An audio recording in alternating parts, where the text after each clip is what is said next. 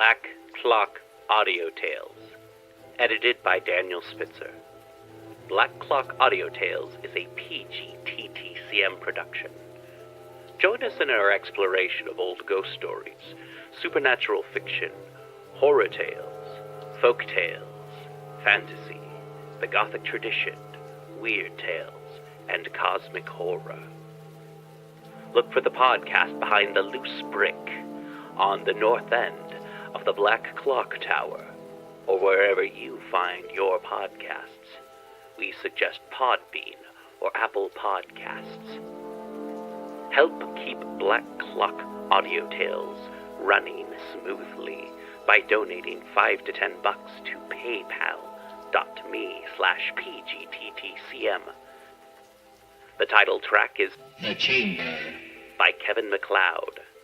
Find us on the web at pgttcm.com and at Black Clock Audio on Instagram, Twitter, and the Facebook, and Black Clock Audio Tales on YouTube. Welcome to Black Clock Audio Tales.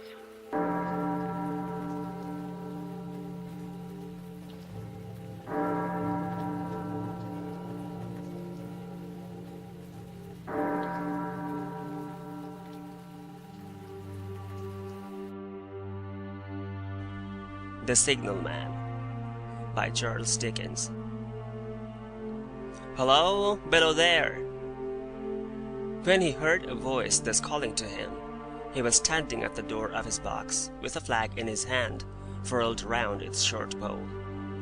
One would have thought, considering the nature of the ground, that he could not have doubted from what quarter the voice came. But instead of looking up to where I stood on the top of the steep cutting nearly over his head, he turned himself about, and looked down the line. There was something remarkable in his manner of doing so, though I could not have said for my life what. But I know it was remarkable enough to attract my notice, even though his figure was foreshortened and shadowed down in the deep trench, and mine was high above him, so steeped in the glow of an angry sunset that I had shaded my eyes with my hand before I saw him at all. "Hello, below!" From looking down the line, he turned himself about again, and, raising his eyes, saw my figure high above him. "Is there any path by which I can come down and speak to you?" He looked up at me without replying, and I looked down at him without pressing him too soon with a repetition of my idle question. Just then there came a vague vibration in the earth and air, quickly changing into a violent pulsation, and an oncoming rush that caused me to start back, as though it had force to draw me down. When such vapour as rose to my height from this rapid train had passed me, and was skimming away over the landscape, I looked down again, and saw him refurling the flag he had shown while the train went by. I repeated my inquiry. After a pause, during which he seemed to regard me with fixed attention, he motioned his rolled-up flag towards a point on my level, some 200 or 300 yards distant. I called down to him, "All right," and made for that point. There, by dint of looking closely about me, I found a rough zigzag descending path notched out, which I followed. The cutting was extremely deep, and unusually precipitate. It was made through a clammy stone, that became oozier and wetter as I went down. For these reasons, I found the way long enough to give me time to recall a singular air of reluctance or compulsion with which he had pointed out the path. When I came down low enough upon the zigzag descent to see him again, I saw that he was standing between the rails on the way by which the train had lately passed, in an attitude as if he were waiting for me to appear. He had his left hand at his chin, and that left elbow rested on his right hand, crossed over his breast. His attitude was one of such expectation and watchfulness that I stopped a moment, wondering at it. I resumed my downward way, and stepping out upon the level of the railroad, and drawing nearer to him, saw that he was a dark, sallow man, with a dark beard and rather heavy eyebrows. His post was in a solitary and dismal a place as ever I saw. On either side, a dripping wet wall of jagged stone, excluding all view but a strip of sky, the perspective one way only a crooked prolongation of this great dungeon, the shorter perspective in the other direction terminating in a gloomy red light, and the gloomier entrance to a black tunnel, in whose massive architecture there was a barbarous, depressing, and forbidding air. So little sunlight ever found its way to this spot, that it had an earthy, deadly smell, and so much cold wind rushed through it, that it struck chill to me, as if I had left the natural world. Before he stirred, I was near enough to have touched him. Not even then removing his eyes from mine, he stepped back one step, and lifted his hand. This was a lonesome post to occupy, I said, and it had riveted my attention when I looked down from up yonder. A visitor was a rarity, I should suppose, not an unwelcome rarity, I hoped. In me, he merely saw a man who had been shut up within narrow limits all his life, and who, being at last set free, had a newly awakened interest in these great works. To such purpose I spoke to him, but I am far from sure of the terms I used, for besides that I am not happy in opening any conversation, there was something in the man that daunted me. He directed a most curious look towards the red light near the tunnel's mouth, and looked all about it, as if something were missing from it, and then looked at me. That light was part of his charge, was it not? He answered in a low voice. Don't you know it is? The monstrous thought came into my mind, as I perused the fixed eyes and the saturnine face, that this was a spirit, not a man. I have speculated since whether there may have been infection in his mind. In my turn, I stepped back, but in making the action, I detected in his eyes some latent fear of me. This put the monstrous thought to flight. You look at me, I said, forcing a smile, as if you had a dread of me. I was doubtful, he returned, whether I had seen you before. Where? He pointed to the red light he had looked at. There? I said. Intently watchful of me, he replied, but without sound, yes. My good fellow, what should I do there? However, be that as it may, I never was there, you may swear. I think I may, he rejoined. Yes, I am sure I may. His manner cleared, like my own. He replied to my remarks with readiness, and in well-chosen words. Had he much to do there? Yes, that was to say, he had enough responsibility to bear, but exactness and watchfulness were what was required of him, and of actual work, manual labor, he had next to none. To change that signal, to trim those lights, and to turn this iron handle now and then was all he had to do under that head. Regarding those many long and lonely hours, of which I seemed to make so much, he could only say that the routine of his life had shaped itself into that form, and he had grown used to it. He had taught himself a language down here, if only to know it by sight, and to have formed his own crude ideas of its pronunciation could be called learning it. He had also worked at fractions and decimals, and tried a little algebra. But he was, and had been as a boy, a poor hand at figures. Was it necessary for him when on duty always to remain in that channel of damp air, and could he never rise into the sunshine from between those high stone walls? Why, that depended upon times and circumstances. Under some conditions, there would be less upon the line than under others, and the same held good as to certain hours of the day and night. In bright weather, he did choose occasions for getting a little above these lower shadows, but being at all times liable to be called by his electric bell, and at such times listening for it with redoubled anxiety, the relief was less than I would suppose. He took me into his box, where there was a fire, a desk for an official book in which he had to make certain entries, a telegraphic instrument with its dial, face, and needles, and the little bell of which he had spoken. On my trusting that he would excuse the remark that he had been well educated, and, I hoped I might say without offence, perhaps educated above that station, he observed that instances of slight incongruity in such wise would rarely be found wanting among large bodies of men. that he had heard it was so in workhouses, in the police force, even in that last desperate resource, the army, and that he knew it was so, more or less, in any great railway staff.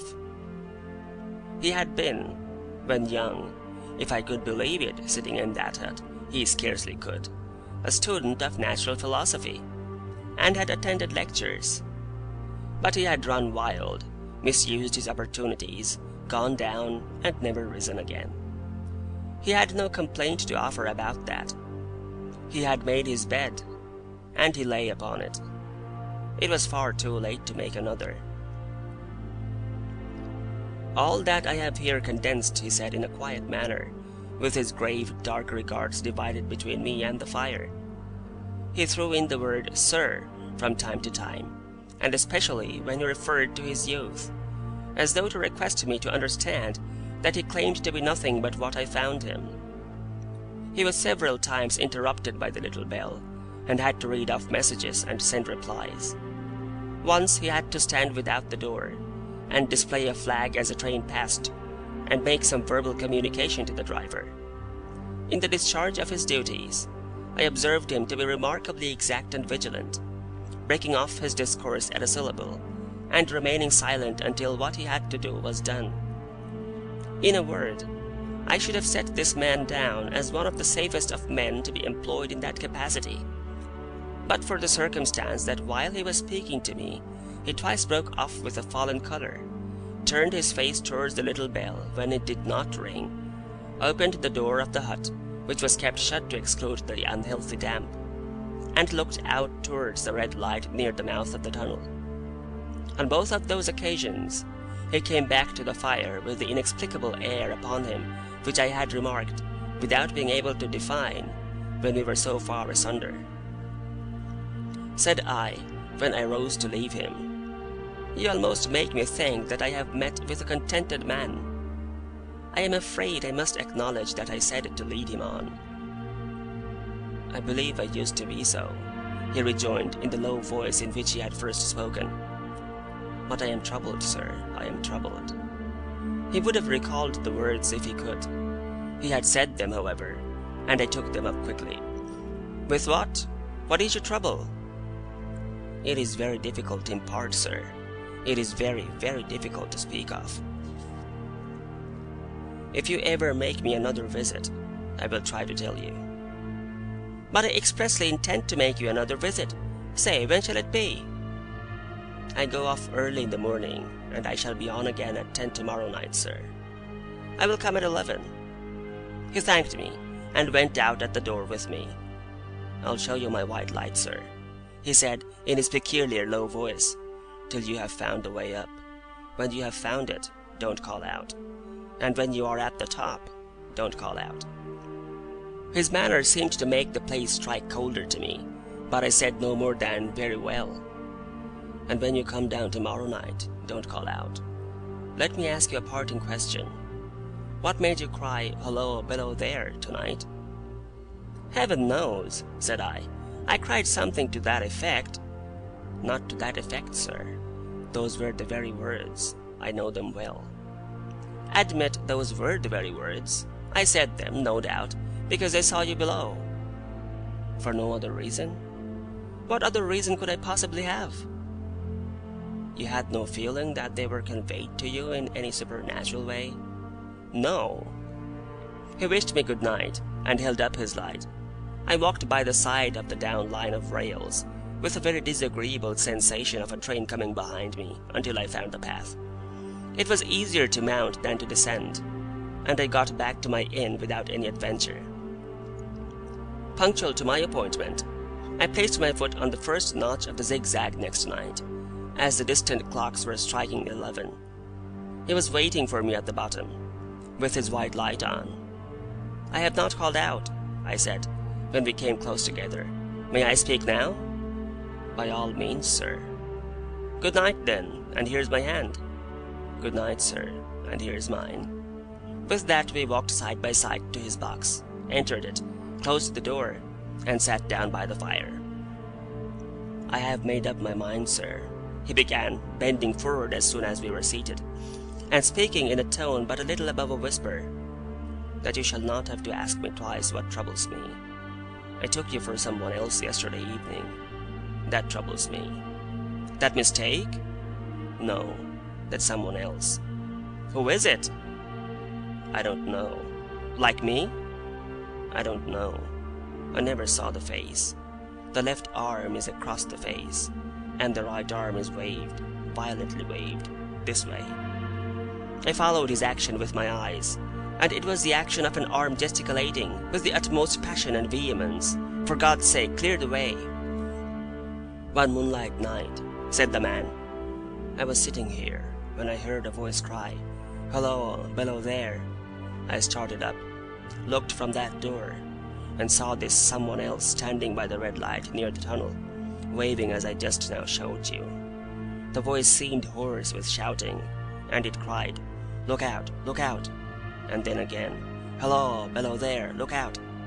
I caught up my lamp, turned it on red, and ran towards the figure, calling, 'What's wrong? What has happened? Where?' It stood just outside the blackness of the tunnel. I advanced so close upon it that I wondered at its keeping the sleeve across its eyes. I ran right up at it, and had my hand stretched out to pull the sleeve away, when it was gone. 'Into the tunnel?' said I. No, I ran on into the tunnel, 500 yards. I stopped, and held my lamp above my head, and saw the figures of the measured distance, and saw the wet stains stealing down the walls and trickling through the arch. I ran out again faster than I had run in, for I had a mortal abhorrence of the place upon me. And I looked all round the red light with my own red light, and I went up the iron ladder to the gallery above it. And I came down again, and ran back here. I telegraphed both ways. An alarm has been given. Is anything wrong? The answer came back, both ways. All well. Resisting the slow touch of a frozen finger tracing out my spine, I showed him how that this figure must be a deception of his sense of sight, and how that figures, originating in disease of the delicate nerves that minister to the functions of the eye, were known to have often troubled patients, some of whom had become conscious of the nature of their affliction, and had even proved it by experiments upon themselves. As to an imaginary cry, said I, do but listen for a moment to the wind in this unnatural valley while we speak so low, and to the wild harp it makes of the telegraph wires. That was all very well, he returned, after we had sat listening for a while, and he ought to know something of the wind and the wires, he, who so often passed long winter nights there, alone and watching, but he would beg to remark that he had not finished. I asked his pardon, and he slowly added these words, touching my arm. Within 6 hours after the appearance, the memorable accident on this line happened. And within 10 hours, the dead and wounded were brought along through the tunnel over the spot where the figure had stood. A disagreeable shudder crept over me, but I did my best against it. It was not to be denied, I rejoined, that this was a remarkable coincidence, calculated deeply to impress his mind.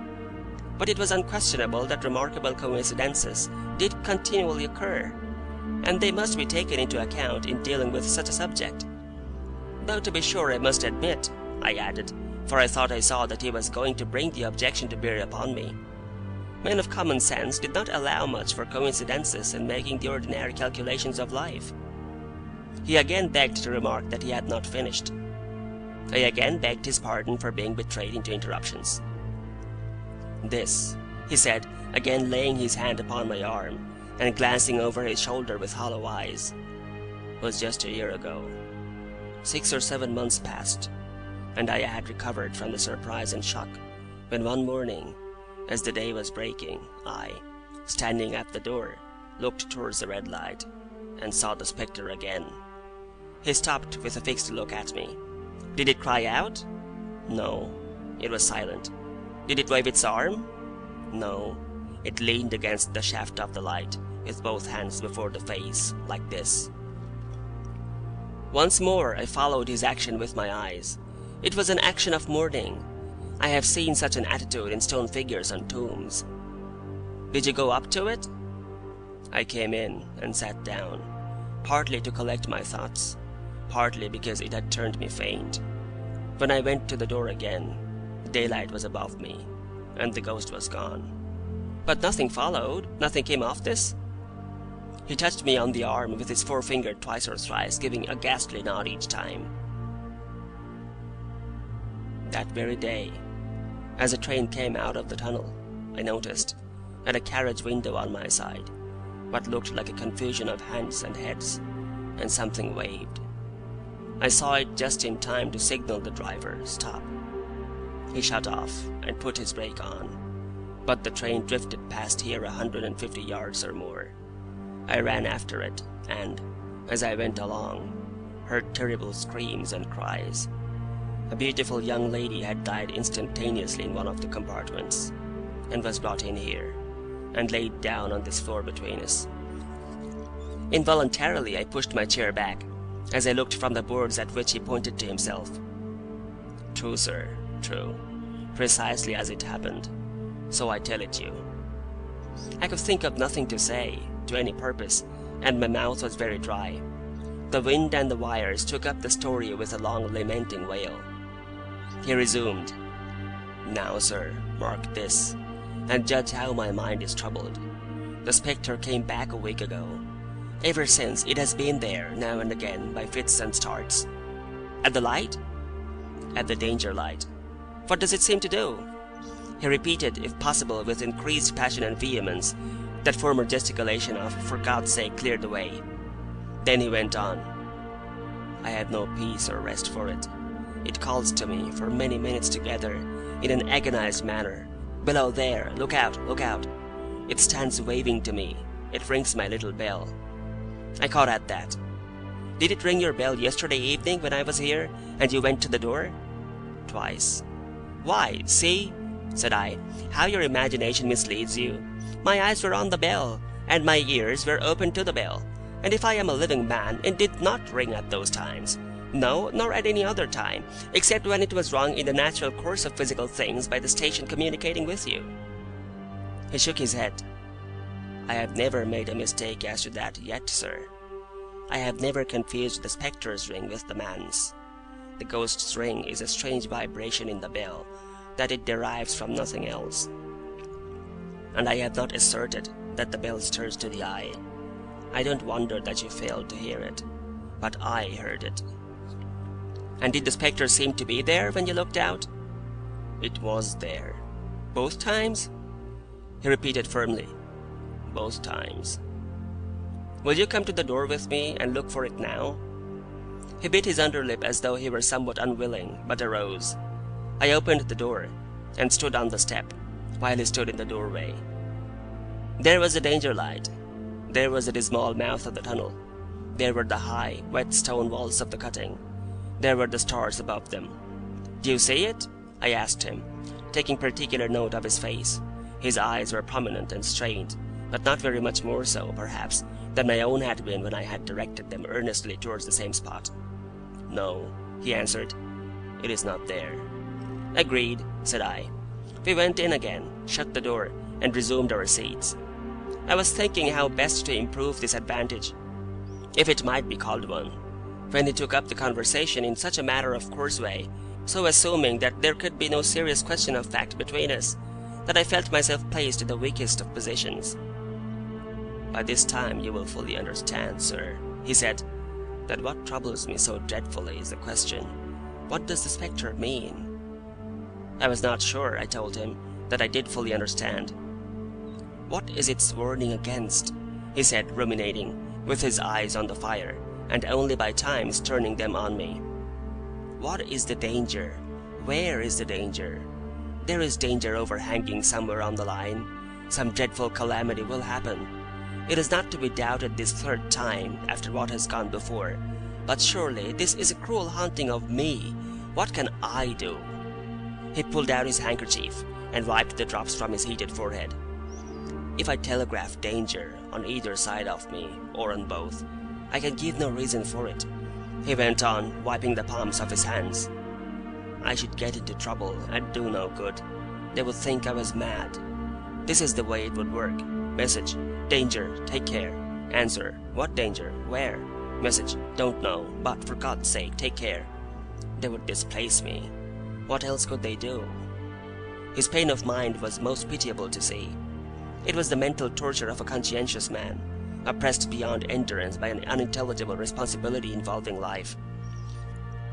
When it first stood under the danger light, he went on, putting his dark hair back from his head, and drawing his hands outward across and across his temples in an extremity of feverish distress. Why not tell me where that accident was to happen, if it must happen? Why not tell me how it could be averted, if it could have been averted? When on its second coming it hid its face, why not tell me instead, she is going to die, let them keep her at home? If it came on those 2 occasions only to show me that its warnings were true, and so to prepare me for the third, why not warn me plainly now? And I, Lord help me, a mere poor signalman on this solitary station, why not go to somebody with credit to be believed and power to act?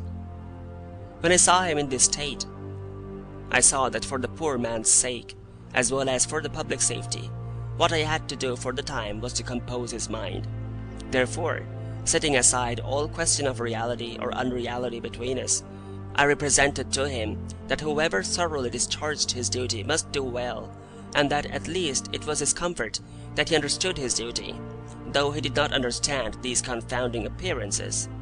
In this effort I succeeded far better than in the attempt to reason him out of his conviction.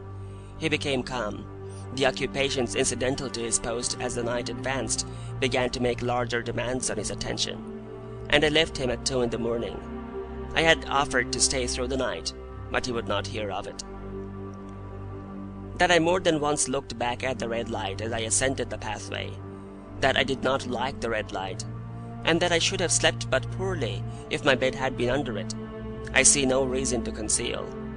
Nor did I like the 2 sequences of the accident and the dead girl. I see no reason to conceal that either. But what ran most in my thoughts was the consideration how ought I to act, having become the recipient of this disclosure.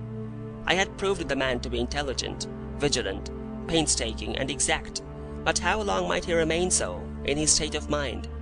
Though in a subordinate position, still he held a most important trust, and would I, for instance, like to stake my own life on the chances of his continuing to execute it with precision?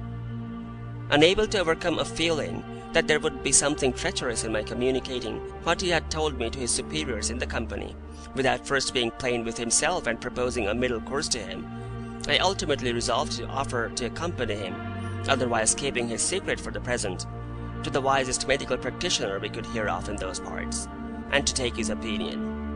A change in his time of duty would come round next night. He had apprised me, and he would be off an hour or 2 after sunrise, and on again soon after sunset. I had appointed to return accordingly. Next evening was a lovely evening, and I walked out early to enjoy it. The sun was not yet quite down when I traversed the field path near the top of the deep cutting. I would extend my walk for an hour, I said to myself, half an hour on and half an hour back, and it would then be time to go to my signalman's box. Before pursuing my stroll, I stepped to the brink, and mechanically looked down, from the point from which I had first seen him. I cannot describe the thrill that seized upon me, when, close at the mouth of the tunnel, I saw the appearance of a man, with his left sleeve across his eyes, passionately waving his arm.